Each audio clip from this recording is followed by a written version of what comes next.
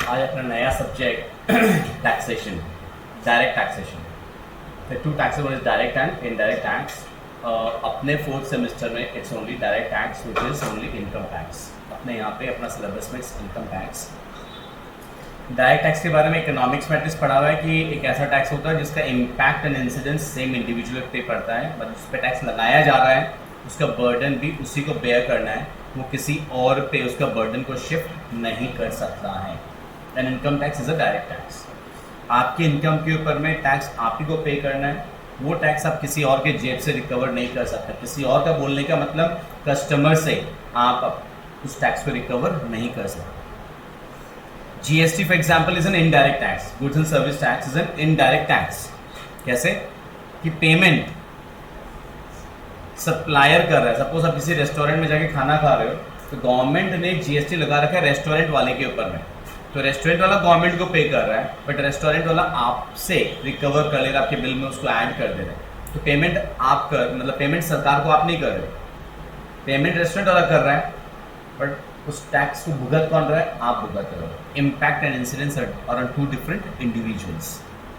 Sales tax, excise duties, customs duties, these are indirect taxes. अपना syllabus right now is we are going to focus only on direct taxes. ना इसमें करना क्या, अपने को सीखना क्या है?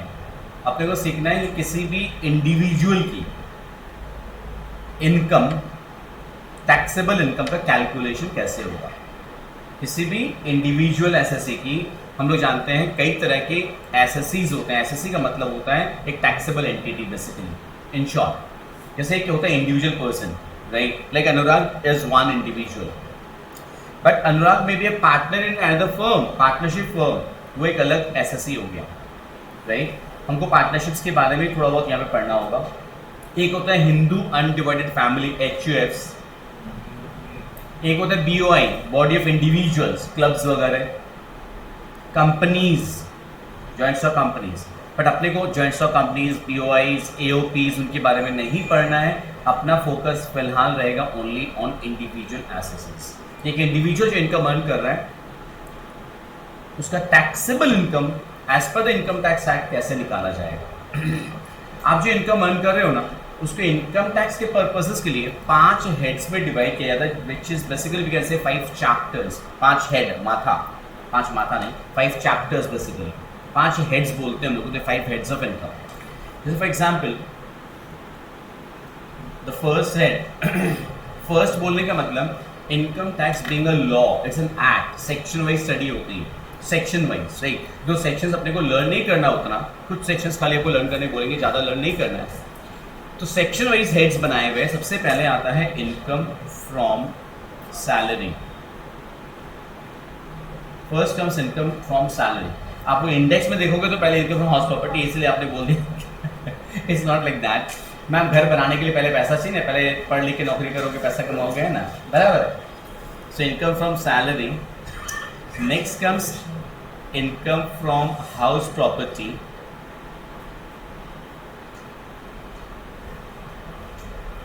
Third is profits and gains of business or profession.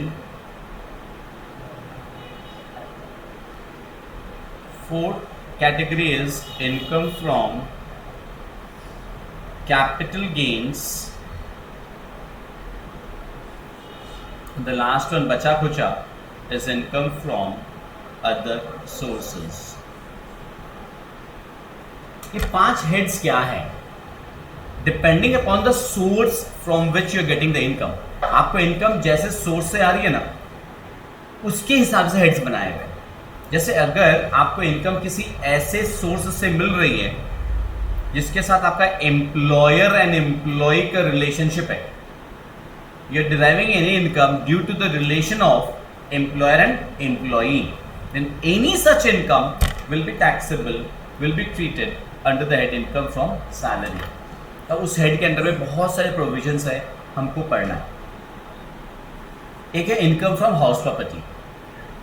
अगर एसएससी किसी हाउस प्रॉपर्टी का ओनर है, ओनर, अगर आप किसी हाउस प्रॉपर्टी के मालिक है, ओनर है, उस हाउस प्रॉपर्टी से जो इनकम हो सकती है या हो रही है, वो इनकम, उससे रिलेटेड एक्सपेंसेस, वो सब कुछ को इनकम फ्रॉम हाउस प्रॉपर्टी के हेड में पढ़ना होगा। वो incomes minus expenses will be taxable under the income from house property. उसका क्या प्रोविजन है लॉ में, क्या क्या लिखा हुआ है, हमको वो पढ़ना है। तीसरा है बिजनेस या profession.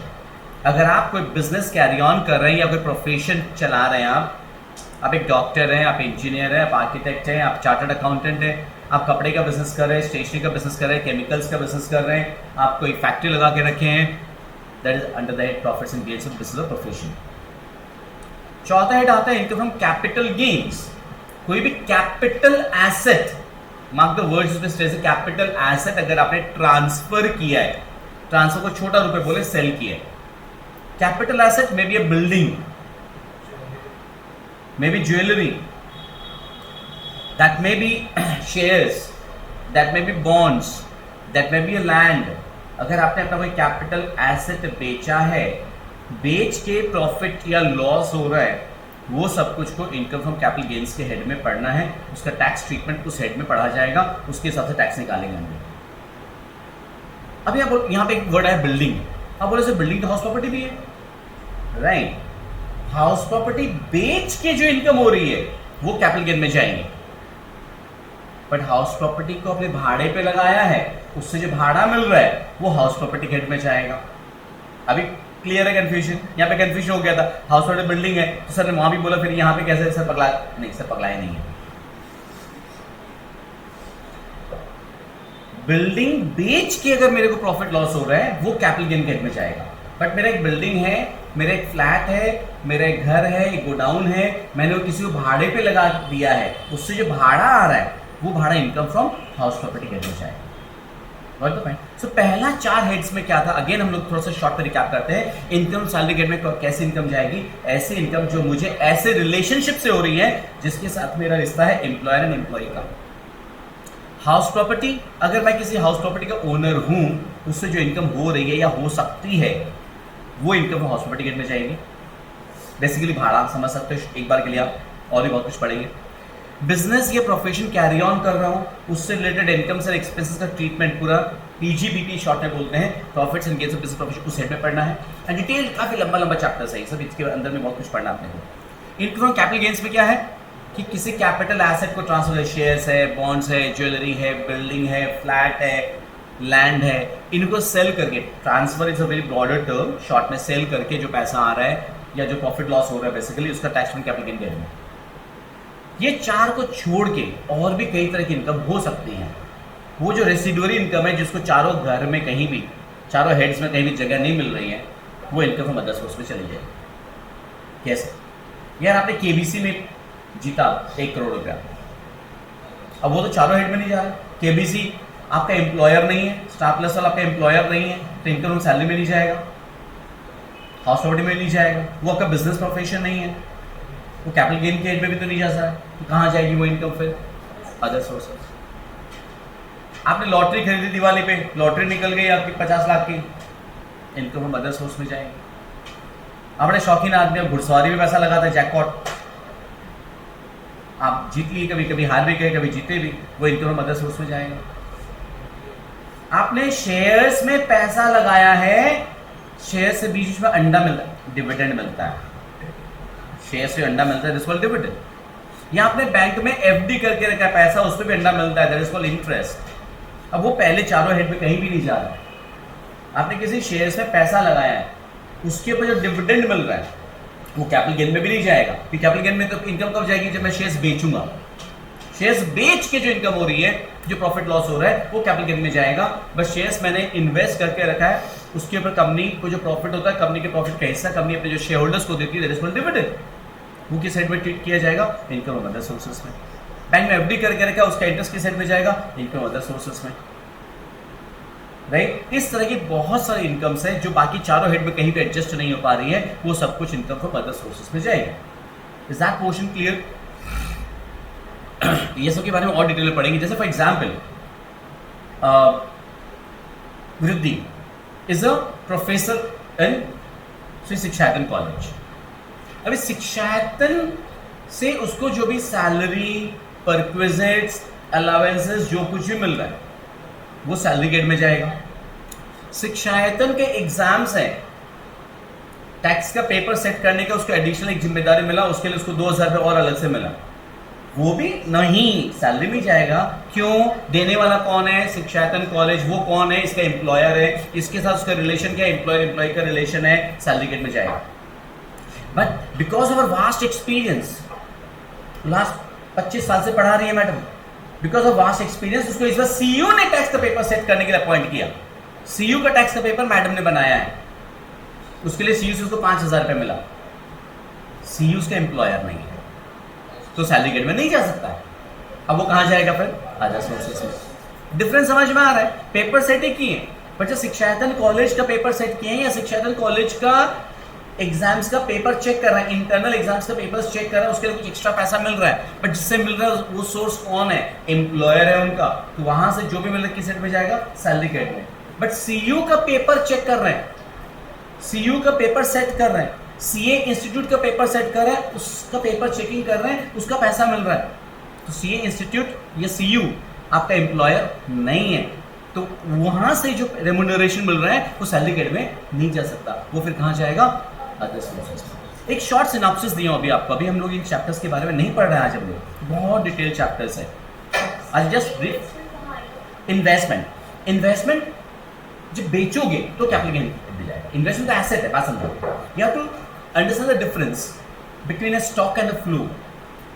Income is a flow concept. Economics की बात करें अगर हम लोग, तो हम लोग फ्लोज की बात करें यहाँ पे। We not talking of asset, we not talking of wealth. Investment आपका वेल्थ है, उसका कुछ नहीं होगा। आपने इन्वेस्टमेंट खरीदा है फॉर एग्जाम्पल, वो कोई हेड में नहीं जाएगा, उस इन्वेस्टमेंट में जो इनकम मिलेगी, इंटरेस्ट या डिविडेंड, वो अदर सोर्स में जाएगा। उस इन्वेस्टमेंट को जब सेल करोगे तो कैपिटल गेन में जाएगा, उसका प्रॉफिट लॉस। बात समझ में आया? आपने कोई घर खरीदा, कहीं नहीं जाएगा, वो कोई भी हेड में नहीं जाएगा, बट खरीदने के बाद उससे जो इनकम हो रही है, जो रेंट मिल रहा है, वो हाउस प्रॉपर्टी में जाएगा। उस घर को बेचोगे जब तो कैपिटल गेन में जाएगा। पता पॉइंट? चलो, एनी क्वेरीज यहाँ तक? Anyone, any more, any questions? नहीं। इन चैप्टर्स के बारे में हम लोग बाद में आएंगे। उसके पहले टैक्स में सबसे पहला एक चैप्टर जो आता है, that is basically called residential status.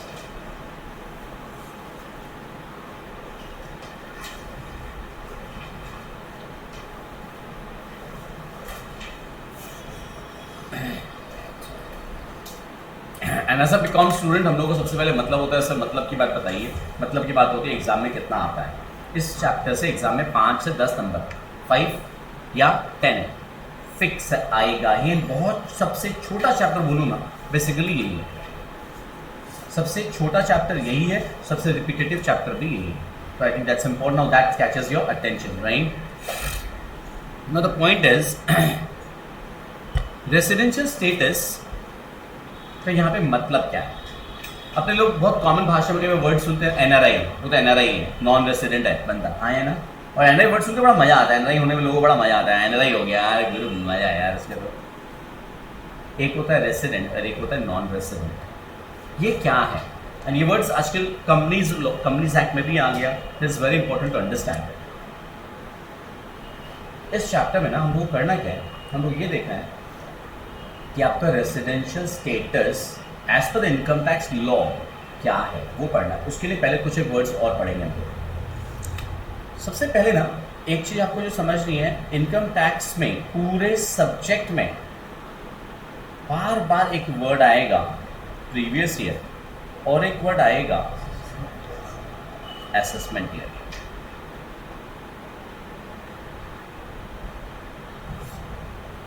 Don't go by the generic meaning, common man sense, previous, पहला साल, पहले वाला साल। No, it's not that. Here previous means the financial year जिसकी आप इनकम कैलकुलेट करने जा रहे हैं। प्रीवियस मतलब पहला साल, वो कॉमन भाषा में हो गया, but in for the purpose of income tax act previous year का मतलब फाइनेंशियल ईयर जिसकी आप इनकम कैलकुलेट करने जा रहे हो। दैट मीन्स जैसे फॉर एग्जाम्पल अपने केस में, अपने अभी जब बीकॉम का एग्जाम देंगे आप, आपके लिए प्रीवियस ईयर इज 1 अप्रैल 22 से लेकर के 31 मार्च 23। इनकम टैक्स में all assessees are required to follow one uniform year which is April to March. Accounts में तो याद है कभी कभी फाइनल अकाउंट्स अब दिसंबर का बनाते थे फॉर द ईयर 31 दिसंबर, कभी बनाते थे 30 जून का, कभी 31 मार्च का, डिपेंड करता है, कोई भी ऐसे से कुछ ही फॉलो कर लेता है in the case of individual persons. फिर इनकम टैक्स में ऐसा नहीं, आपकी मनमर्जी नहीं चलेगी। इनकम टैक्स में आपकी इनकम एक ईयर की कैलकुलेट होती है, वो एक ईयर होता है, अप्रैल से स्टार्ट होता है, मार्च में खत्म होता है। द प्रीवियस ईयर अपने एग्जाम्स के लिए क्यों? क्योंकि इनकम टैक्स लॉ हर साल चेंज होता है। हर साल जब बजट आता है, बजट यूजुअली इंडिया में आफ्टर इंडिपेंडेंस हमेशा से 28 फेब को आ रहा था, every year last year February. क्योंकि हम क्यों आ रहा था? क्योंकि हम लोग ना आज़ाद तो हो गए थे, बट हम लोग ना अभी भी गुलामी में जी रहे थे। हम लोग अभी भी अंग्रेजों का वे को फॉलो करते हैं। अंग्रेज लोग 28 फरवरी का सिस्टम चालू करके गए थे, सदियों से वही चले आ रहा था। लास्ट टाइम मोदी गवर्नमेंट आने के बाद में 2015 या 16 से उन्होंने चेंज किया, बोला बजट 1 अप्रैल को आएगा, 1 फरवरी को आएगा। तो क्या होता है ना, एवरी ईयर जब बजट आता है ना, तो इनकम टैक्स के प्रोविजंस को चेंज किया जाता है according to the needs of the economy. जैसे हमारी इकोनॉमी ग्रो कर रही है, जैसा जरूरत है, वैसे गवर्नमेंट ना नए नए नियम ले आता है, टैक्स में एग्जेम्पशंस ले आता है और सिंप्लीफाइड कर देता है। जैसे इंडिया का tax structure was one of the most complicated tax structures in the world. मतलब हर चीज में आगे है, इतना बहुत कॉम्प्लिकेटेड। इसको धीरे धीरे we are rationalising it, we are simplifying it. हर साल कुछ लॉ चेंज हो रहा है। तो अभी हम लोग को जो लॉ पढ़ना है ना, that is with respect to the previous year 1/4/22 से लेकर 31 मार्च 23। मतलब ये हमारी प्रीवियस ईयर, इस फाइनेंशियल ईयर में जो भी इनकम आप अर्न किए हैं उसका एसेसमेंट, उसका कैलकुलेशन नेक्स्ट ईयर में होता है। That next year is called assessment year. तो नेक्स्ट ईयर कौन सी होगी फिर? 1 अप्रैल 23 से लेकर के 31 मार्च 24। पहली बात समझ में आ रही है? तो अपने केस में इसका मतलब हम लोग क्या बोलते हैं मालूम है? 23-24 हम लोग बोलते हैं एसेसमेंट ईयर है, और हमारा प्रीवियस ईयर कौन सा है? 22-23। पहले बताइए, क्लियर है? और relevant previous year throughout our study, the previous year would be 22-23। That means हमको 22-23 में जो भी इनकम अर्न किए हैं उसका हिसाब निकालना है with respect to the law which is applicable for the assessment year 23-24। तो असेसमेंट हमेशा फॉलोइंग द प्रीवियस ईयर के जस्ट बाद वाला जो होता है वो हमेशा असेसमेंट ईयर होता है। इसका मतलब 23-24 जब प्रीवियस ईयर होगा तो असेसमेंट ईयर कौन सा हो जाएगा? 24-25 हो जाएगा। Simple as that. हाँ है ना? ये बात क्लियर है? अब एक बार अपने मैथ में आओ।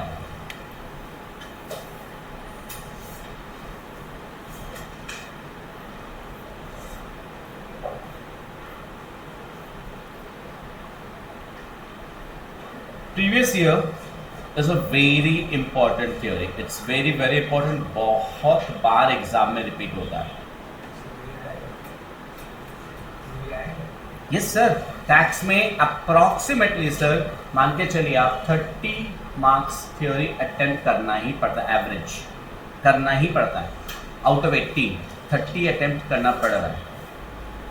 सो you understand how important theory is, right? Next, so क्या लिखा है देखो, प्रीवियस ईयर का definition. As per section 234 previous year means the previous year as defined in section 3। What is the definition? As per section 234 previous year means the previous year as defined in section 3।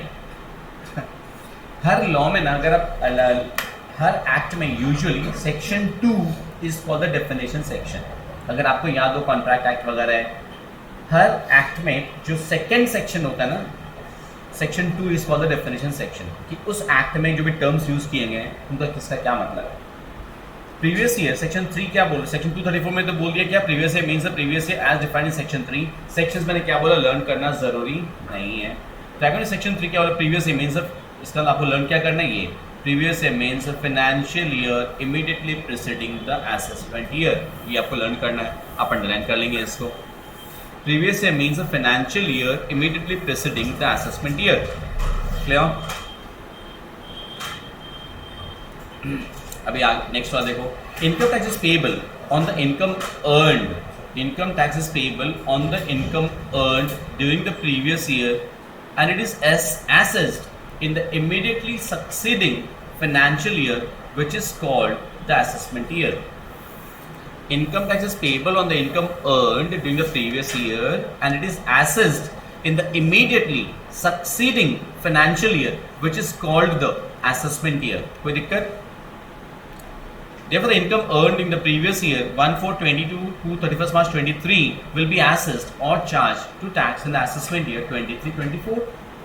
इसका मतलब कि अगर आपसे previous year का definition पूछता है, ये underlined portion अगर आप दे दोगे तो काम खत्म आपका, हाँ या ना? कोई दिक्कत नहीं शायद, पर आपसे अंडरलाइंड है.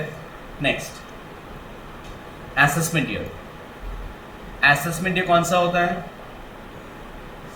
Following the previous year, previous year के जस्ट बाद वाला. तो देखो कितना शॉर्ट डेफिनेशन है. It is a financial year following the previous year commencing on 1st of April every year. Previous year के जस्ट बाद वाला is called the assessment year. लेकिन कुछ केसेस में क्या होता है ना, कुछ एक्सेप्शंस है. अगर असेसमेंट ईयर का डेफिनेशन पूछता है, which again very repetitive, her alternate year में ऑलमोस्ट आ ही जाता है ये सब definitions. So right, important over here, this also very important, very important. Clear? देखो, तो असेसमेंट ईयर में क्या होता है कि प्रीवियस ईयर के बाद वाले ईयर में आपके इनकम का कैलकुलेशन होगा, राइट? एंड जो बाद वाले ईयर है that's called the assessment year. लेकिन कुछ केसेस में जो प्रीवियस ईयर होता है ना, वही असेसमेंट ईयर हो जाता है कुछ केसेस में. कहने का मतलब अगर अपने से असेसमेंट ईयर थ्योरी पूछता है तो ये भी लिखना साथ में जरूरी. 4 एक्सेप्शंस है. ये 4 एक्सेप्शंस क्या है?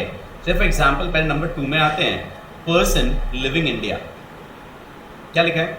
Where it appears to the AO, AO का full form is assessing officer. एक बार लिख लीजिएगा प्लीज, कलम से नहीं याद नहीं रहेगा, हिंदी मूवी का सीन नहीं याद रह जाए. Where it appears to the AO, that is assessing officer, that any individual may leave India during the current assessment year और shortly after its expiry and has no intention of returning to India, where it appears to the assessing officer that any individual may leave India in the current assessment year or shortly after its expiry and has no intention of returning to India. मतलब आपका इरादा India आने का नहीं है, या तो previous year के दौरान ही आप इंडिया छोड़ के भाग रहे, तड़ी पार हो रहे हैं, राइट? एंड समझ में आ रहा है कि आपका इरादा नहीं, कि नहीं बेटा वापस नहीं आएगा तो इसको पकड़ नहीं पाएंगे, तो बेटा जाने के पहले हमारा बकाया दे के जा. पहले बेटा रुक, जाने से पहले, भागने से पहले हमारा पैसा दे के जा, पहले टैक्स हमको दे के जा, हमारा हफ्ता दे के जा, right? Where it appears again repeat to the assessing officer that any individual may leave India to the current assessment year shortly after expiry and has no intention of returning to India, the total income of such person for the period for the expiry the previous year for that assessment year up to the probable date of his departure from India is chargeable to tax in that assessment year. Clear? मतलब current year में, current assessment year में, AY का मतलब assessment year, current year में basically देखा जाए तो current year में अगर आप इंडिया छोड़ के जा रहे हो, लग रहा है, तो करंट ईयर में भैया जाने से पहले आप उनको टैक्स देके जाइए. इसका मतलब क्या है? इसी प्रीवियस ईयर को असेसमेंट ही मान ले रहे हैं, राइट? आया समझ में? वैसे ही number 3, during the current assessment year, if it appears to the AO, assessing officer, that a person is likely to charge or sell or transfer otherwise part with any of its assets to avoid payment of any liability under this act, the total income of such person of the period from the expiry of the previous year to the date when the AO commences proceeding under this section is chargeable to tax in that assessment year. अगर assessing officer को लग रहा है that current year में आप लोग property mortgage कर रहे हो या बेच रहे हो, किसी को ट्रांसफ़र कर रहे हो, एंड आपका इरादा है टैक्स से बचने का, हज़ारों हज़ारों करोड़ की प्रॉपर्टी होती है, लोग ट्रांसफ़र करके दिखा देते हैं मैंने उसको दे दिया, सिर्फ बुक ट्रांसफ़र्स होते हैं, झूठ मूठ का ट्रांसफ़र सिर्फ टैक्स से बचने के लिए. अगर ऐसा है, ऐसा लगता है, तो बोलेगा बेटा मैं भी तेरा मामा हूँ, ज़्यादा शान बुद्धि मत लगा, पहले टैक्स दे, बाकी बात बाद में करेंगे, राइट? तो जैसे नंबर 1 देखो आप, shipping business non resident. Non resident कौन होता है हम लोग आगे पढ़ेंगे अभी। Where a ship belonging to non resident carries passengers, livestock. Livestock किसको बोलते हैं? याद आया? गाय, भैंस, ऊंट, हाथी, ये सब, जिराफ। मेल और good ship at port in India, the ship is allowed to leave the port only when the tax has been paid और satisfactory arrangement has been made for the payment thereof. क्या बोला? Where a ship belonging to non resident, अगर किसी non resident का जहाज है जो हमारे तटीय इलाकों में, हमारे इलाकों में है, वो यहाँ से सामान लेके जा रहा है, इंसानों को लेके जा रहा है, जो भी है, तो भैया जाने से पहले इस साल का जो टैक्स है देके जा पहले। तो चला जाएगा, फिर हम कहाँ तुम्हारे पीछे घुसते रहेंगे। वहाँ जितना भी टैक्स होता है पहले तुम यहाँ पेमेंट करोगे, उसके बाद में तुम्हारा जहाज को हमारी चड्डी जान दिखाएंगे, सीटी बजाएंगे बाद में। Clear? Next, discontinued business, where any business profession is discontinued in any assessment year, the end of the period from the expiry of the previous year for that assessment year up to the date of such event may be at the discretion of the AO be charged to tax in that assessment year. अगर आप current year में कोई business को discontinue कर रहे हो, मतलब बंद कर दे रहे हैं, अगर आप किसी बिजनेस को करंट ईयर में डिसॉल्व कर रहे हैं, बंद कर दे रहे हैं, तो करंट ईयर में जब तक आप उस बिजनेस को बंद कर रहे हैं उसी ईयर में असेसिंग ऑफिसर चाहे तो, डिस्क्रिशन वर्ड यूज हुआ है, may at the discretion of the assessing officer, word use किया डिस्क्रिशन, ऐसे चाहे तो बोलेगा भैया अभी तक का जो धंधाबाजी बंद कर रहे हो, अभी तक का जो टैक्स है अभी पेमेंट कर नक्की कर दो। क्लियर है? ये दो थ्योरीज बहुत इंपॉर्टेंट है, assessment year and previous year. चलो, we are talking about the residential status. पहले और थ्योरी में नहीं जाकर थोड़ा सा प्रैक्टिकल में आते हैं, बहुत कुछ और पढ़ना अपने को। हाँ सर, बहुत सारी कुछ नहीं पढ़ना होगा, इतनी थ्योरीज नहीं, कुछ नहीं पढ़ाएंगे, टेंशन मत लो। रेसिडेंशियल स्टेटस देखो शायद पेज नंबर 6 में आएगा। चलो, ब्रॉडली स्पीकिंग है ना, दो तरह के रेसिडेंट्स होते हैं, one is resident in India and other one is non resident in India. मिला क्या? पेंसिल से मार्क करते रहोगे सब चीज़ों को। तो ये रेसिडेंट एंड नॉन रेसिडेंट का क्या चक्कर है, पहले एक काम करते हैं, ज़्यादा ज्ञानबाजी में नहीं जा करके पहले ना आप इसमें आइए, पेज नंबर 7 में शायद मिलेगा आपको, resident in India.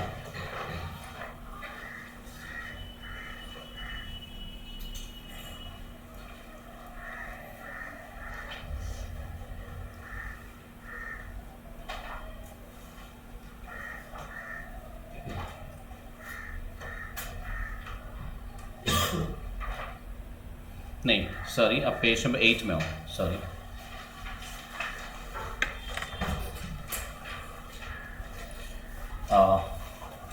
Resident in India किसको बोलते हैं, पहले अपने ये वाला पोर्शन समझिए। जनरली क्या होता है, जनरली वर्ड यूज करो बिकॉज कुछ और भी कुछ पढ़ेंगे हमने। एक इंसान को रेसिडेंट इन इंडिया तब बोलते हैं जब वो प्रीवियस ईयर में, प्रीवियस ईयर का मतलब फाइनेंशियल ईयर करें, अपना फेज कौन सा है 22-23, याद रहे। प्रीवियस ईयर में अगर आप इंडिया में 182 डेज या उससे बेसी अगर आप प्रेजेंट है, प्रीवियस ईयर में अगर आप 182 डेज या उससे बेसी अगर आप भारत की सरजमी पे मौजूद हैं, मेंटली नहीं बात कर रहा हूं, फिजिकली बात कर रहा हूं। मेंटली तो आप दिन भर ही बाहर रह सकते हैं, पूरे साल भर ही बाहर रह सकते हैं, मेंटली हम फिजिकल प्रेजेंस की बात कर रहे हैं सर। अगर आप 182 डेज या उससे बेसी भारत की धरती पे थे, 182 डेज या उससे बेसी previous year, then you are resident. So by default I hope we all are residents, I am sure ना कोई नॉन रेसिडेंट नहीं। दूसरा एक और क्राइटेरिया और है बीच में, उस और को गोलाफाई कर लीजिएगा, गोलाफाई ऐसे वाला और है बीच में, मतलब इनको ना बेसिक कंडीशंस बोलते हैं। बेसिक कंडीशन में से देखो कोई सा भी एक फुलफिल होना चाहिए, या तो एक 1 या 2। ऊपर का थ्योरी में लिखा हुआ है देखोगे, सच इंडिविजुअल कैटेगरी 1 2 3 मैं बाद में बताऊं क्या है, is said to be resident in India in any previous year if he satisfies at least one of the following basic conditions। गोलाफाई कर लीजिएगा, मैट गंदा होगा तो पापा डांटेंगे नहीं कि पहले दिन बुक को गंदा कर दिया, है ना, ये याद रहेगा। तो मतलब कहने का मतलब है कि बेसिक कंडीशन दोनों ने फुलफिल करना है, कोई सा भी एक। तो एक तुम लोग पढ़ लिए क्या था कि प्रेजेंस ऑफ 182 डेज और more in the previous year. और दूसरा कंडीशन है he is in India, please धीरे धीरे पढ़िएगा, he is in India for a period amounting in all to 60 days और more during the previous year, and बीच में एंड है, एंड 365 एंड को गोलाफाई कीजिएगा, एंड 365 डेज और more during 4 years immediately presiding the previous year. Please read क्या है कि प्रीवियस ईयर में अब इंडिया में कितना दिन है, 60 दिन या उससे ज्यादा, एंड प्रीवियस ईयर को छोड़ के उसके पिछले ठीक पिछले 4 साल में टोटल मिला के 365 दिन, टोटल, एवरी ईयर नहीं, पिछले 4 साल में टोटल मिला के 365 दिन। तो और वाला कंडीशन अपने लिए तो देखना ही नहीं है, शायद अपने लोगों के लिए पक्का ना, अपने तो 182 डेज से बेसिक यहीं पे बोझ बने हुए। तो किन लोगों के लिए देखना है, जो आता राम जाता राम है, आते रहते हैं जाते रहते हैं, बाहर में बिजनेस है, बाहर में घर बार भी है। तो करंट ईयर में कोई बंदा अगर 182 डेज से कम इंडिया में प्रेजेंट था, करंट ईयर तो प्रीवियस ईयर में, तब उसके लिए हमको सेकंड कंडीशन में जाना है कि 60 दिन से बेसी होना चाहिए, 60 या उससे बेसी प्रीवियस ईयर में, एंड उसके ठीक पिछले 4 सालों में टोटल मिला के 365 दिन। दोनों कंडीशन 60 प्लस 365, ये दोनों, बिकॉज बीच में एंड है और नहीं, right? You got a point यार, मैं क्या बोल रहा हूं? तो तुम्हारे मेरे केस में तो क्या सेकंड कंडीशन देखने का जरूरत ही नहीं।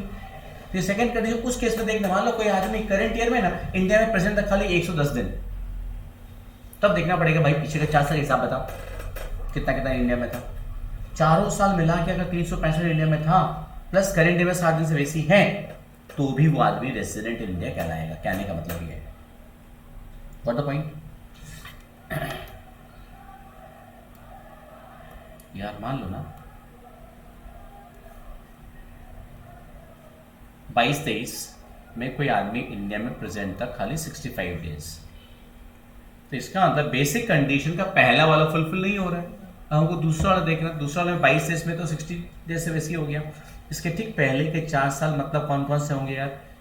21-22 होगा, 20-21 होगा, 19-20 होगा, 18-19 होगा, हाँ या ना?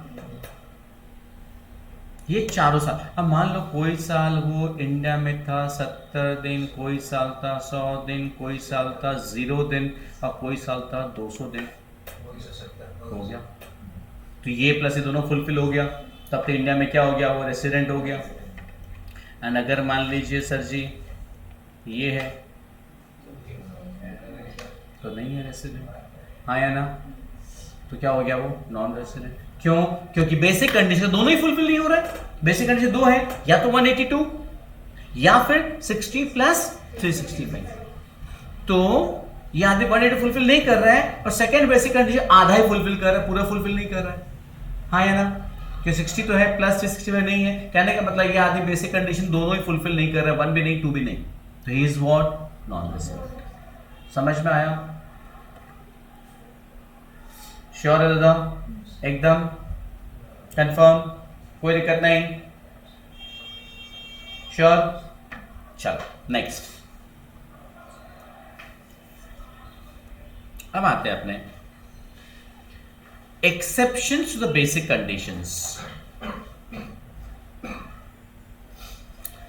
क्या होता है ना, ये जो सेकेंड वाला जो बेसिक कंडीशन था ना, कौन सा?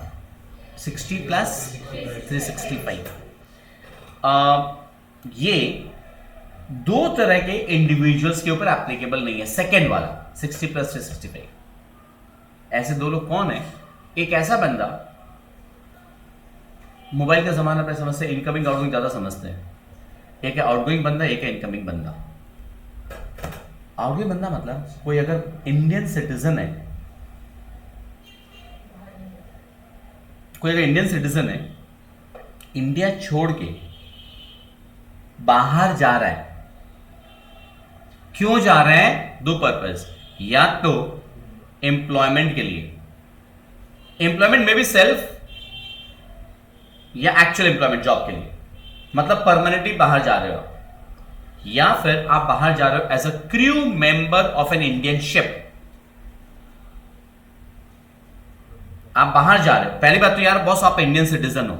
इंडियन सिटीजन के लिए एप्लीकेशन, सिटीजन मतलब as per the citizenship act of 1955 we are all Indian citizen by default, right. तो इंडियन सिटीजन, अगर कोई इंडियन सिटीजन है करंट ईयर में इंडिया छोड़ के बाहर जा रहा है, पर्पस घूमने फिरने की नहीं है, मेडिकल ट्रीटमेंट का नहीं है, पढ़ाई का नहीं है, पर्पस है अगर आप इंडिया छोड़ के बाहर जा रहे हो एम्प्लॉयमेंट के लिए या फिर as a crew member of an Indian ship, in that case आपके लिए सेकेंड बेसिक कंडीशन एप्लीकेबल है ही नहीं देखा जाए तो। इन दैट केस आप इंडिया में रेसिडेंट हैं या नहीं है उस प्रीवियस ईयर में, उसके लिए खाली एक ही बेसिक कंडीशन, कौन सा, 182 days. Clear?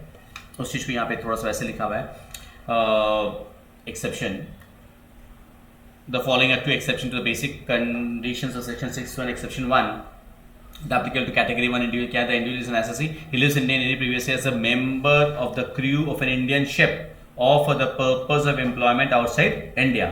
To determine whether such individual is resident in India or not in the previous year of living in India, the period of 60 days referred in section 61C is extended to 182 days. मतलब 60 की जगह कितना हो जा रहा है वो 182 days हो जा रहा है। क्लियर? उसके बाद एक और एक्सेप्शन है, एक्सेप्शन 2, पहले वो सुन लीजिए उसके बाद समझ में आएगा बिकॉज लिखा हुआ इंग्लिश में।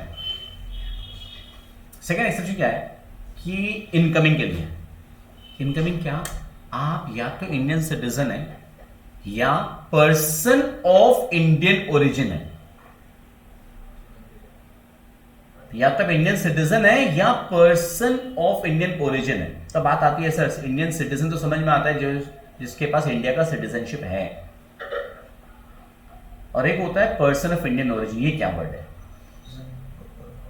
Person of Indian origin is या तो जो बंदा खुद इंडिया में पैदा हुआ है या उसके either of mom dad India में पैदा हुए हैं या उसके either of grand parents, grand parents 4 होते हैं, दादा दादी नाना नानी, either of grand parents undivided India में पैदा हुए थे तो भी चलेगा, तब आप पर्सन ऑफ इंडियन ओरिजिन है। सर बात को समझिएगा ध्यान से, बहुत बहुत गहरा बात है। या तो आप खुद इंडिया में पैदा हुए हैं, चलो मान लिया आप इंडिया में पैदा नहीं हुए, कोई आदमी है मिस्टर एक्स वो पैदा हुआ कराची में, तो वो तो इंडियन ओरिजिन का नहीं होगा वैसे तो, कोई बात नहीं, अभी अभी टाइम है। Either of his parents, mummy या पापा, मम्मी नाइजीरिया की है, बाप अफगानिस्तान का है, अभी भी ये पर्सन इंडियन ओरिजिन नहीं हो रहा है, तो दादा दादी नाना नानी में से कोई भी एक। अब मान लीजिए उसकी दादी लाहौर में पैदा हुई थी 1945 में, 1945 में Lahore was a part of India, undivided India का पार्ट था, तो ये पर्सन इंडियन, ये माल इंडियन माल है, इंडियन ओरिजिन का माल है। ये बचपन में पढ़ते हैं एमएनसी मल्टीनेशनल कॉर्पोरेशन, या ये बंदा मल्टीनेशनल हो गया ना, ये बंदा मल्टीनेशनल का बेस्ट एग्जांपल हुआ ना यार, बट फिर भी ये बंदा पर्सन ऑफ इंडियन ओरिजिन कहलाएगा। लॉ इतना कॉम्प्लिकेटेड है हमारे यहाँ का, बात समझ में आ रहा है? बात समझ में आ रहा है? लॉ कितना कॉम्प्लिकेटेड है, पर्सन ऑफ इंडियन ओरिजिन समझ में आ रहा है सर? अब मान लीजिए दादा कहीं और का था, नानी कहीं और की थी, नाना कहीं और का था, बट दादी जो है लाहौर की थी 1945 की, तो ये बंदा पर्सन ऑफ इंडियन ओरिजिन है। समझ में आ रहा है? या तो खुद या इधर ऑफ पेरेंट्स या इधर ऑफ ग्रैंड पेरेंट्स अगर इंडिया या अनडिवाइडेड इंडिया में पैदा हुए हैं तो पर्सन ऑफ इंडियन ओरिजिन। ठीक है, अभी हम लोग क्या बात कर रहे हैं सर? हम एक्सेप्शन की बात कर रहे हैं कि 60 + 365 किसके लिए एप्लीकेबल नहीं है। एक हम लोग पढ़ लिए थे इंडियन सिटीजन जो इंडिया के बाहर जा रहा है, आउटगोइंग। अब एक है इंडियन सिटीजन या पर्सन ऑफ इंडियन ओरिजिन जो इंडिया के बाहर रहता है और करंट ईयर में इंडिया आ रहा है। पर्पस क्या है? Only for the purpose of a visit, only for the purpose of a visit. मैं पढ़ा दूंगा, आपको मार्क करा दूंगा, बस पहले सुन लो अच्छे से। इंडियन सिटीजन है या पर्सन ऑफ इंडियन ओरिजिन है जो इंडिया के बाहर रहता है, करंट ईयर में इंडिया आ रहा है। क्यों आ रहा है? विजिट के लिए आ रहा है, मतलब परमानेंटली बोरिया बिस्तर समेट के नहीं आया है, अपनी मातृभूमि वापस हो, विजिट के लिए आया, ताजमहल घूमने आया, रांची में अपना आगरा में अपना ट्रीटमेंट कराने आया होगा, कुछ भी कारण से तुमको नहीं मतलब है, वो 182 डेज अगर यहाँ पे होगा ना प्रीवियस में, तब तो रेसिडेंट है, नहीं तो नॉन रेसिडेंट है। कहने का मतलब उसके लिए भी हमको 60 + 3 65 नहीं देखना है। The individual is a citizen of India or a person of Indian origin. He is outside India. तो पहले बात तो मार्क कर लीजिएगा, he is a Indian citizen, और को गोलाफाई कीजिएगा, और a person of Indian origin, he is outside India, he comes on a visit to India, सिर्फ विजिट के लिए आया है, ठीक है। तो इसके लिए भी 182 डेज वाला कंडीशन है, 60 डेज वाला कंडीशन नहीं है। साफ लिखा हुआ है, thus such individual can not be resident in India the previous year of coming to India on a visit unless he stays in India for at least 182 days during that year. याद रहेगा। सो to summarise, अभी तक हम लोग resident होने का क्या पढ़े? रेसिडेंट होने का हम लोग ये देखे दैट रेसिडेंट होने के लिए दो कंडीशंस है। पहला कंडीशन है इंडिया में 182 डेज से उससे बेसिक प्रेजेंट है इन दैट प्रीवियस ईयर। अगर 182 डेज से कम है तो सेकंड कंडीशन देखना पड़ेगा 60 + 365। इस 60 + 365 is not applicable only in 2 cases. दोनों ही केसेस में कंडीशन इंडियन सिटीजन तो होना ही चाहिए। इसका लिए एक्सेप्शंस नॉन इंडियन सिटीजन के लिए एप्लीकेबल नहीं है, फॉरेन सिटीजन के लिए एप्लीकेबल नहीं है, हाँ या ना? ये जो एक्सेप्शंस है फॉरेन सिटीजन के लिए लागू नहीं है, ध्यान में रखना। ये एक्सेप्शंस किसके लिए लागू है? इंडियन सिटीजन के लिए। इंडियन सिटीजन है, इंडिया छोड़ के बाहर जा रहा है, क्यों जा रहा है? एम्प्लॉयमेंट के लिए या क्रू मेंबर ऑफ इंडियनशिप, तो 60 + 60 नॉट एप्लीकेबल। या कोई इंडियन सिटीजन है या पर्सन ऑफ इंडियन ओरिजिन है, वो इंडिया आ रहा है करंट ईयर में, किस लिए? विजिट के लिए, उसके लिए भी 60 + 60 एप्लीकेबल नहीं है। Clear? No, crew of Indian ship not aeroplane. Next, aeroplane तो जल्दी जाके जल्दी वापस आ जाता है ना, शिप में टाइम लगता है। लॉजिक ये है, शिप में टाइम लगता है कि लंबी जर्नी होती है ना, 3-3 महीना 6-6 महीने की जर्नी होती है ना, वो तो एरोप्लेन तो 2 दिन में पहुंच गए 7 समुद्र पार। नेक्स्ट, इसका मतलब अगर कोई बंदा फॉरेन सिटीजन है, not being a person of Indian origin है, तो उसके लिए तो फिर 60 + 60 एप्लीकेबल रहेगा। इसका मतलब हाँ या ना? अगर कोई फॉरेन सिटीजन है एंड वो पर्सन ऑफ इंडियन ओरिजिन नहीं है एंड वो प्रीवियस ईयर में इंडिया आ रहा है, वो रेसिडेंट है या नहीं है देखने के लिए 182 तो है ही एप्लीकेबल, 60 + 65 भी एप्लीकेबल होगा। समझ में आ रहा है क्या बोल रहा हूं? क्लियर? सो अभी तक हमारा क्या निकल गया? रेसिडेंट एंड नॉन रेसिडेंट समझ में आ गया। जो रेसिडेंट नहीं हो पा रहा है वो कौन है? Non resident. जो रेसिडेंट के लिए क्वालिफाई नहीं कर रहा है वो कौन हो गया फिर यार? नॉन रेसिडेंट हो गया ना। चलो नेक्स्ट, अभी देखो, एक बंदा अगर नॉन रेसिडेंट है, डिसाइड हो गया, तो कहानी वही कहता, हमारा सोल्यूशन हो गया। इस चैप्टर में हमारा क्वेश्चन कैसे आएगा ना, किसी आदमी का आने जाने का डिटेल्स, मतलब वो आना जाना नहीं है, वो तो आना जाना एक ही बार होता है, एक ही बार आना एक ही पहचान। इंडिया के बाहर आने जाने का डिटेल्स दिया हुआ रहेगा, अगर बोलेगा तो उसका रेसिडेंशियल स्टेटस निकालना है। तो रेसिडेंशियल स्टेटस में अगर नॉन रेसिडेंट डिसाइड हो गया तो कहानी कहता वहीं पे, बट अगर रेसिडेंट है, अगर ये डिसाइड होता है, तो रेसिडेंट होने के बाद एक और चीज देखनी होती है कि बंदा रेसिडेंट एंड ऑर्डिनरीली रेसिडेंट है या resident but not ordinarily resident है। Resident and ordinarily resident, for the sake of our discussion हम लोग ने इसको शॉर्ट में ROR बोलते हैं। Resident but not ordinary resident को हम लोग शॉर्ट फॉर्म में कई बार RNOR बोलेंगे, resident but not ordinarily resident. एक बंदा अगर ये डिसाइड हो गया ना कि इंडिया में रेसिडेंट है, तो हमको उसके आगे देखना पड़ेगा कि वो ऑर्डिनरली रेसिडेंट है या नॉट ऑर्डिनरली रेसिडेंट है। ये क्या है यार? बेसिकली ना, ऑर्डिनरली जो रेसिडेंट होता है ना, वो ज्यादा दिन यहां पे बोझ बना हुआ है, और जो नॉट ऑर्डिनरी रेसिडेंट है वो थोड़ा कम बोझ बना हुआ रहता है।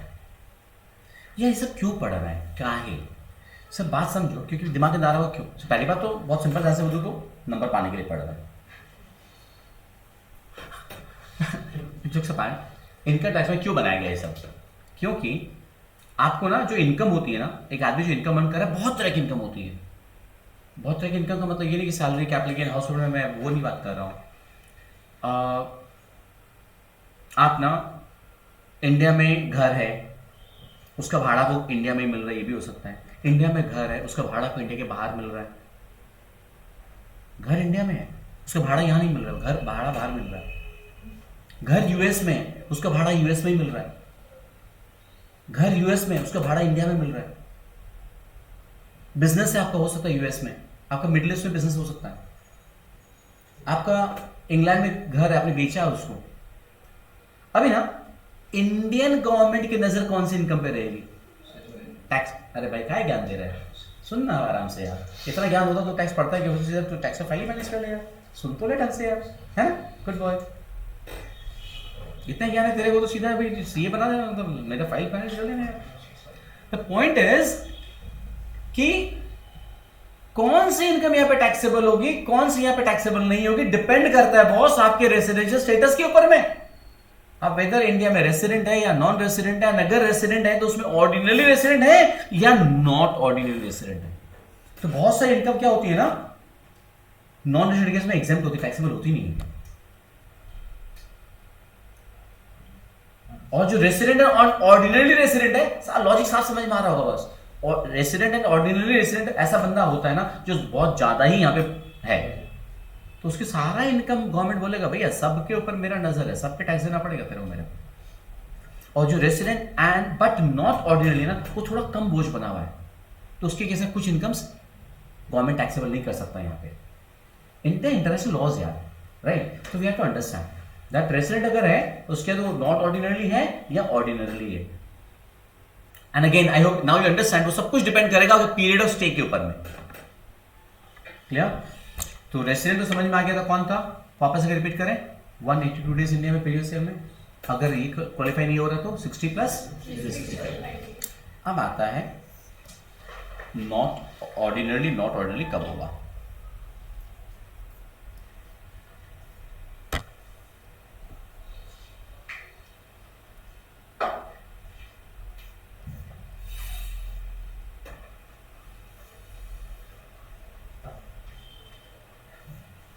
आइए पेज 9 में आएंगे।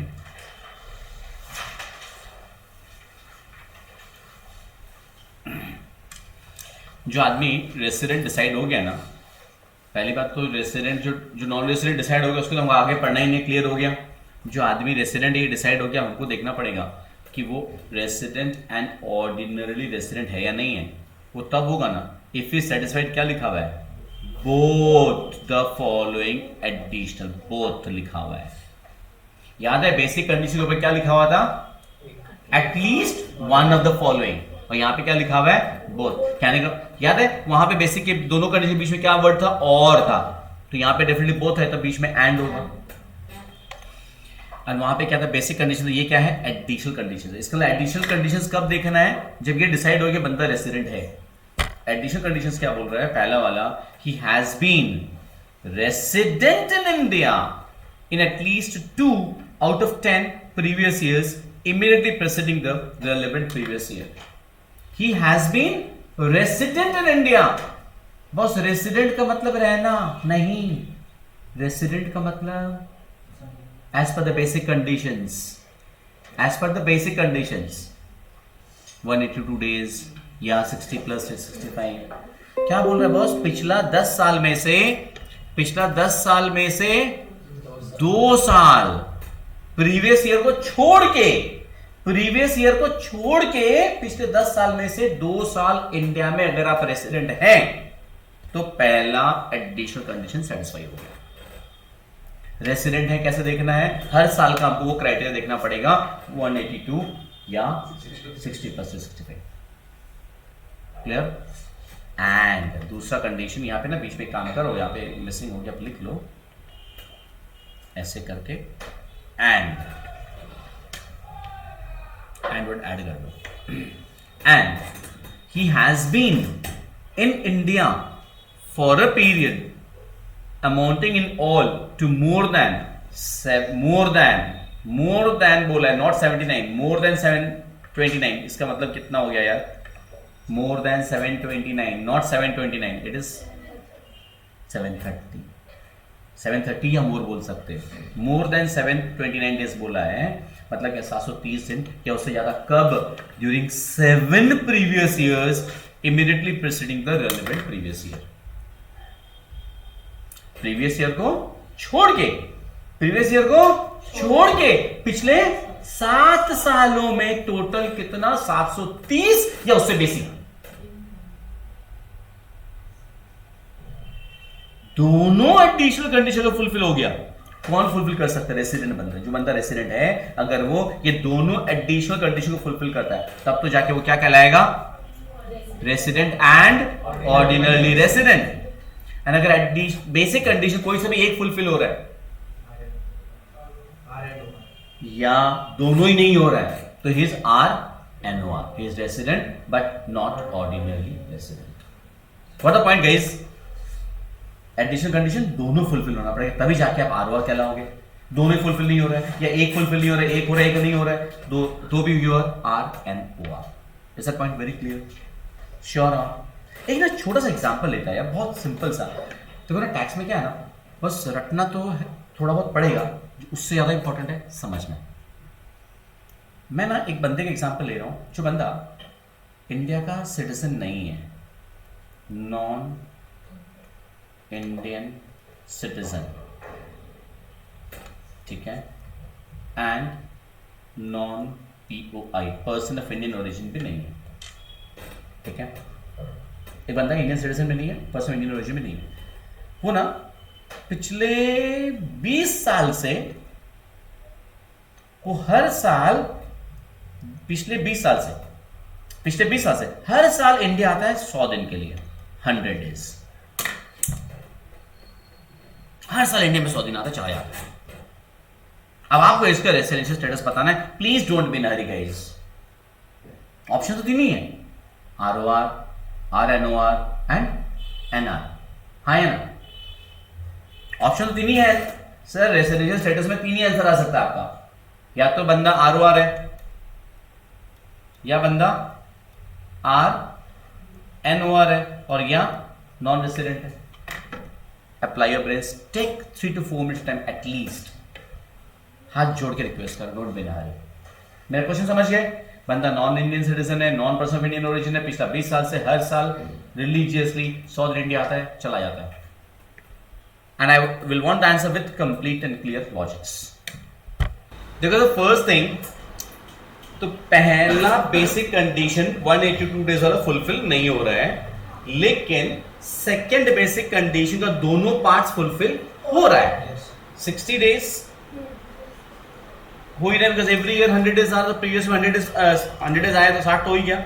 और प्रीवियस ईयर को छोड़ के उसके पिछले 4 साल में 400 दिन, तो 365 से बेसिक तो है ही। तो मतलब क्या है? बेसिक कंडीशन का सेकेंड वाला तो पूरा फुलफिल हो ही रहा है, मतलब रेसिडेंट तो है। समझ में आ रहा है क्या बोल रहा हूं सर? एक थोड़ा सा डिटेल में देख लेते अपने यार। 22-23 तो हमारा प्रीवियस ईयर है, उसमें बंदा 100 डेज आया, तो 60 डे वाला क्राइटेरिया फुलफिल हो गया। प्रीवियस वो छोड़ के पिछले 4 साल सर, 21-22, 20-21, 19-20, 18-19, हर साल 100 दिन आया था सर, कितना हो गया सर? 400 दिन। हाँ या ना? इसका मतलब क्या है? 60 + 365 वाला क्राइटेरिया फुलफिल हो गया ना, तो बंदा रेसिडेंट हो ही गया। अब सर इस 60 + 365 के लॉजिक पे पिछले 10 साल में हर साल वो रेसिडेंट है, हाँ या ना? तो 10 में से 2 साल रेसिडेंट होने वाला जो एडिशनल कंडीशन का पहला वाला है, वो भी तो फुलफिल हो रहा है इसी बेसिस पे, 60 + 365 के बेसिस पे। पिछले 10 साल में से 2 ही साल तो रेसिडेंट होना था, तो 10 में 10 साल रेसिडेंट है। लेकिन बहुत इजी सा कैलकुलेशन, पिछले 7 साल में 730 दिन चाहिए, ये तो पिछले 7 साल में कितना दिन है? 700 दिन है। तो his resident but not ordinarily resident. Why? Because it does not fulfill the second additional condition of section 6 subsection 6. आया समझ में? These are and why. इस तरह का सम्स आएगा, ऐसा नहीं खाली 100 डेज वाला आएगा एवरी ईयर वाला, क्या कभी डेट्स दे, इस डेट में आया, इस डेट में गया, बराबर है। मान लो ना कोई आदमी एक साल में ना 5-6 बार है, जा रहा है, आ रहा है, जा रहा है, आ रहा है, जा रहा है, आ रहा है। अब उसमें क्या करेंगे कि जिस दिन वो इंडिया छोड़ के गया है वो दिन माना जाएगा कि इंडिया में था वो। जिस दिन इंडिया आया है वो दिन भी काउंट होगा एज इफ इंडिया में था। अब है ना, बोले सर रात को ना 11:58 पे लैंड किया था। वैसा अगर टाइम वाइज कैलकुलेशन दिया हुआ रहे जो आज तक नहीं आया, नहीं आएगा, बट प्रैक्टिकल लाइफ में ऐसे झमेला होते हैं, तो फिर 24 घंटा गिना जाता है फिर, और उतना नहीं आएगा। अब दिन गिन लो, वही बहुत बड़ा बात है, दिन ही गिनने में हालत खराब हो रही है सर, यहां तो दिन भी नहीं गिन पा रहे थे हम। सो कहने का मतलब है जिस दिन इंडिया छोड़ के गया है वो दिन भी प्रेजेंस इन इंडिया माना जाएगा, जिस दिन इंडिया आया है वो दिन भी इंडिया में है वो माना जाएगा। That's it. किस तरह का सम्स आएगा समझ में आ रहा है आपको logic?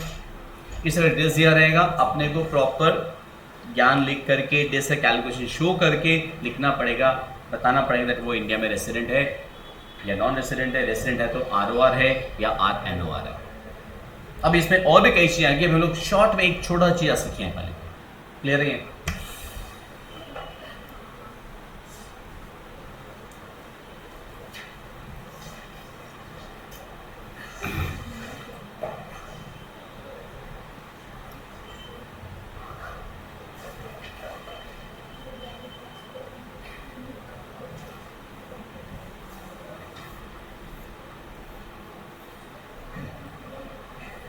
Just for example, number 1, question number 1. चलो try this out that whether वो बंदा इंडिया में रेसिडेंट है या नॉन रेसिडेंट है या ऑर्डिनरली एंड नॉट ऑर्डिनरली क्या है, try it out. First question, चलो देखते हैं। पहली बार फर्स्ट टाइम वो इंडिया आया है 16 अप्रैल 2020 को, वो 5 अक्टूबर 2022 तक इंडिया में था। अब उसमें भले ही दिल्ली में था या मद्रास में था या पागल खाने में था, मुझे कोई फर्क नहीं पड़ता था ना, 5 अक्टूबर तक। तो यार अगर वो 5 अक्टूबर 2022 तक इंडिया में था तो 1/4/22 से लेकर के 5 अक्टूबर 2022 तक था ना इंडिया में। तो अप्रैल में 30 डेज, मई 31, जून 30, जुलाई 31, अगस्त 31। हाँ भूल गए क्या? ये वाला ऊपर याद है ना, बचपन का ये सीखा हुआ, ऊपर है 31, नीचे आया तो 30, नहीं पता क्या ये? ओके, जैन फेब नीचे आ गया, मार्च अप्रैल मई जून जुलाई, जुलाई ऊपर आया, फिर वापस अगस्त ऊपर आया। नहीं आता ये सिस्टम? सीखा हुआ नहीं है क्या? कोई बात नहीं, अभी सीख गए। जुलाई भी ऊपर वाला, अगस्त भी ऊपर वाला, फिर सितंबर नीचे, फिर अक्टूबर ऊपर, फिर नवंबर नीचे, फिर दिसंबर ऊपर। ये अंगुलियों को भगवान ने ऐसे बना के भेजा, भगवान को पता था ना ये लोग ऐसे ही करेगा। इसके बाद अक्टूबर का 5 दिन, तो कितना हुआ ये? 1 2 3 4 5 6, 188 डेज। तो 188 डेज हो गया, मतलब क्या है, greater than equal to 182 days वाला फुलफिल हो रहा है ना यार। तो बंदा रेसिडेंट तो है। अब ये OR है या NOR है। तो बंदा पहली बार इंडिया कब आया था? 16 अप्रैल 2020। तो पिछला 10 में से 2 साल इंडिया में रेसिडेंट होना है उसको। तो 20-21 वाले ईयर में तो वो रेसिडेंट है, और 21-22 में भी वो इंडिया में रेसिडेंट है। तो फर्स्ट एडिशनल कंडीशन भी फुलफिल हो गया, हाँ या ना? सेकेंड वाले के लिए यार 20-21 में ना इंडिया में 16 अप्रैल को आया था। साल में 365 दिन होते हैं ना, 15 दिन हटा दो, कैलकुलेशन करना है तो यार वो इंडिया में कितना दिन प्रेजेंट था? 350 दिन था, हाँ या ना? और नहीं तो काउंट कर लो, 16 अप्रैल से लेकर के 31 मार्च से काउंट कर लो, वो भी बहुत इजी होता है, आपको बताऊँ मैं। हमेशा ध्यान में रखना एक बहुत इजी कैलकुलेशन, 1 अप्रैल से लेकर के 30 सितंबर तक 183 डेज होता है। 1 अक्टूबर से लेके 31 मार्च तक 182 डेज होता है नॉन लीप ईयर में। लीप ईयर में 183 दोनों हाफ में, तभी ना 365 दिन हो रहा है। मतलब शॉर्टकट अगर सीखना है 1 अप्रैल से लेके 30 सितंबर तक 183 डेज, 1 अक्टूबर से लेके 31 मार्च तक 182 डेज। Got it? तो 350 दिन था, 21-22 में 365 दिन था, हाँ या ना? और तो इंडिया में था ही नहीं उसके पहले वो कभी। सब मिला के कितना दिन हो रहे हैं? 715 दिन हो रहे हैं। तो सेकेंड एडिशनल कंडीशन फुलफिल नहीं हो रहा है। सेकेंड एडिशनल कंडीशन क्या बोलता है? पिछला 7 साल में 730 दिन। पीछे जाऊं कहां? वो तो आया नहीं था इंडिया पहले कभी, और तो पीछे जाने का दरकार ही नहीं मेरे को। तो एडिशनल कंडीशन अगेन यहां भी वही हो रहा है। पहला एडिशनल कंडीशन फुलफिल हो रहा है, सेकेंड वाला फुलफिल नहीं हो रहा है, इसीलिए बनता क्या है? RNOR है। ये समझ में आया क्या कैलकुलेशन यार? इस तरह का समझाता है। ये कितना को राइट था ये वाला? रेजा हैंड्स, कितना को राइट था? माय गुडनेस, कैसे होगा यार ऐसे? कहने का मतलब है सर, चीजों को ढंग से एनालाइज करना बहुत सिंपल सा है। अभी तक बहुत सिंपल चल रहा है, आगे बहुत कुछ आएगा। आज जितना पढ़े ना उसके बेसिस पे सिर्फ आपको जजमेंट निकाल के लेके, लेकिन जजमेंट निकालते टाइम थोड़ा कैलकुलेशन करो, भले पेंसिल से कर लो, एंड वो कैलकुलेशन पेज लेके आना। ऐसा नहीं सर किए तो वो पेज घर पे रह गया, मम्मी के पास रह गया, कॉपी में ही करना, लेके आना कैलकुलेशन पेज। होमवर्क नोट करो फटाफट। Number 2 we'll discuss these in the next class. Number 2, number 3, number 4, 5, 6, 7, 8, 9। ठीक है ना? ये सम्स सॉल्व करके आप लोग को लेके आने नेक्स्ट क्लास में। कैसे प्रेजेंट करना है एग्जाम में, कैसे लिखना है वो मैं आपको सिखाऊंगा, बट आप फिलहाल अपना से जजमेंट लेके आओ कि आर है, RNOR है या NR है। क्लियर ना? Come with proper reading and come of the solving. Sir एक चीज बता दे रहा हूँ, पहला ही क्लास हुआ अपना, अगर आप सॉल्व करके नहीं है, आप का कॉन्फिडेंस बूस्टअप नहीं होगा। कॉन्फिडेंस बूस्टअप से तब होगा जब राइट करके लेके आओगे। प्रकाश भाई सुन रहे हैं आप? मुझे पता है क्लास छूटने के बाद में ना बाहर जाने का बड़ा रहता है, कोई खड़ी रहती है ना बाहर में, बाहर आती है उसके मिलने के लिए। द पॉइंट इज, हाँ सर 9 तक है, 9 तक, ठीक है ना? कॉन्फिडेंस तभी आएगा जब आपका राइट होगा, नहीं तो नया सब्जेक्ट है, पहला ही क्लास हुआ है, डिमोरलाइज हो जाओगे। आगे बहुत कुछ है सर, पहले अगर ऐसा इतना रॉन्ग होगा आगे हम कैसे करेंगे? और जितना ज़्यादा राइट होगा उतना ही आपका इंटरेस्ट भी आ जाएगा। सर बहुत इंटरेस्टिंग है, don't worry. Clear? Thank you.